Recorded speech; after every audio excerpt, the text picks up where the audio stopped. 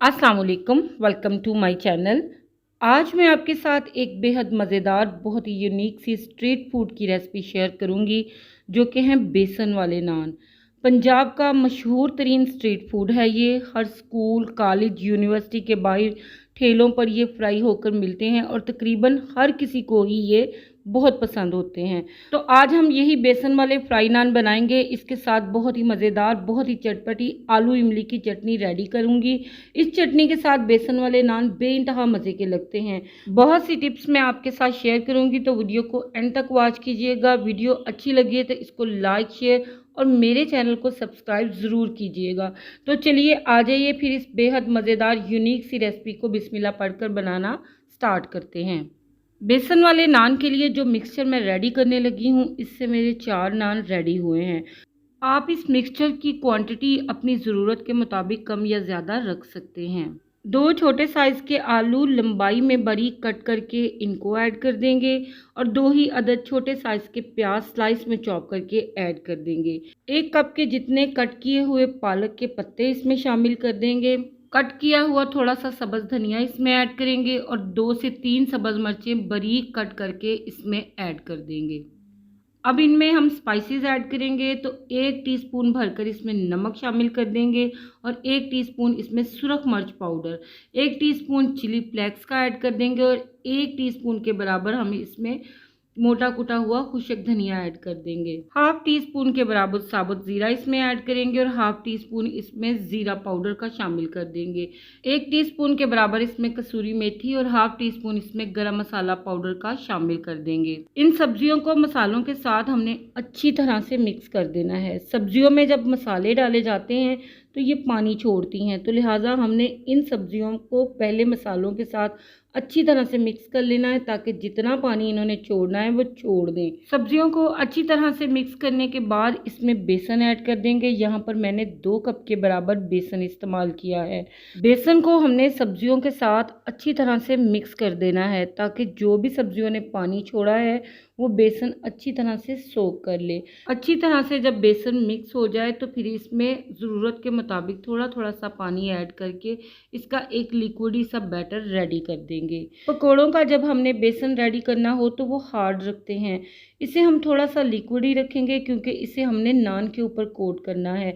बेसन मिक्स करने के बाद हमने इसे तकरीबन 15 से 20 मिनट का रेस्ट लाजमी देना है ताकि बेसन अच्छी तरह से फूल कर सेट हो जाए। जब तक ये बेसन सेट होता है हम दूसरी तरफ इसके साथ खाई जाने वाली चटपटी मज़ेदार सी चटनी रेडी कर लेते हैं। तो हैंडफुल सब्ज़ धनिया ले लेंगे और साथ में 2 छोटी सब्ज़ मिर्चें। मसालों में इसमें ऐड करेंगे हाफ टी स्पून काला नमक, हाफ टी स्पून काला ज़ीरा, हाफ टी स्पून के बराबर खुशक धनिया, हाफ टी स्पून के बराबर चिली फ्लेक्स और 1 टीस्पून के बराबर चीनी इसमें शामिल करके हमने इसको मोटा मोटा सा पीस लेना है। बहुत बारीक हमने इसको नहीं करना। इस चटनी को हमने मिक्सी में नहीं पीसना बल्कि इसे दोरी डंडे के साथ ही पीसेंगे।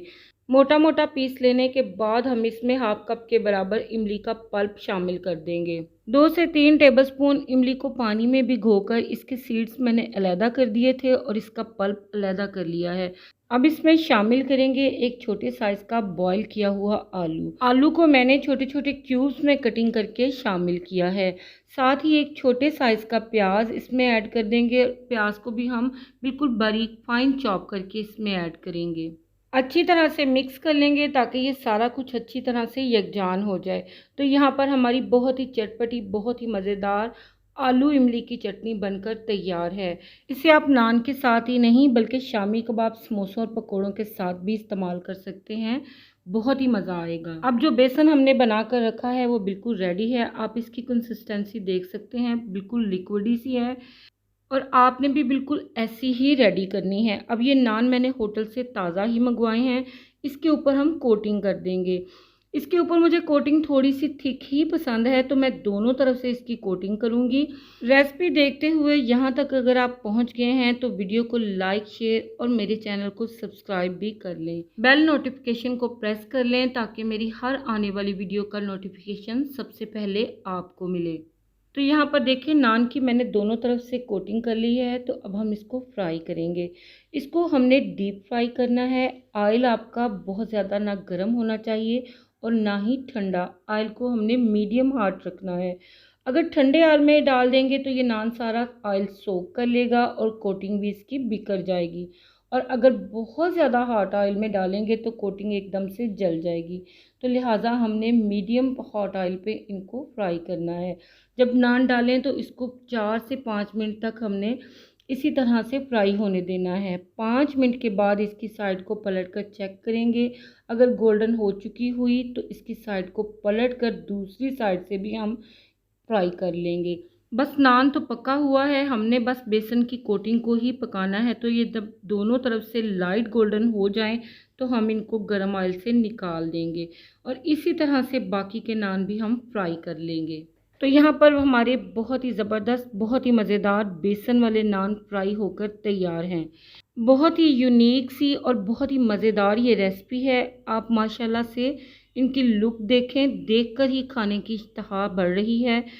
आप देख सकते हैं कि बहुत ही सॉफ्ट से ये बने हैं और अंदर से इन्होंने ऑयल बिल्कुल भी अब्जॉर्ब नहीं किया। मैं इसे तोड़कर भी आपको दिखाती हूँ कि आप देख सकते हैं कि ये किस कदर सॉफ्ट है और ऑयल बिल्कुल भी अब्जॉर्ब नहीं किया इन्होंने। अगर आप हीट को मेंटेन रखकर इन्हें फ्राई करेंगे तो ये ऑयल को बिल्कुल भी एब्जॉर्ब नहीं करेंगे, इनकी कोटिंग बिल्कुल भी नहीं बिखरेगी और बेइंतहा ये सॉफ्ट रेडी होंगे। इनको हम खाएंगे इस मज़ेदार चटपटी चटनी के साथ। बरसात का मौसम है, बनाकर खाएं और अपनी फैमिली के साथ इंजॉय करें। मेरी फैमिली को ये बेइंतहा पसंद हैं। आप भी बनाएं और अपना फीडबैक दें। इसी के साथ अब मैं इजाज़त चाहती हूँ। अपना ढेरों ख्याल रखें, दुआ किया करें अपने लिए और अपने से रिलेटेड लोगों के लिए। हाजिर होंगी बहुत जल्द एक नई मज़ेदार रेसिपी के साथ। इजाज़त दीजिए। अल्लाह हाफिज़।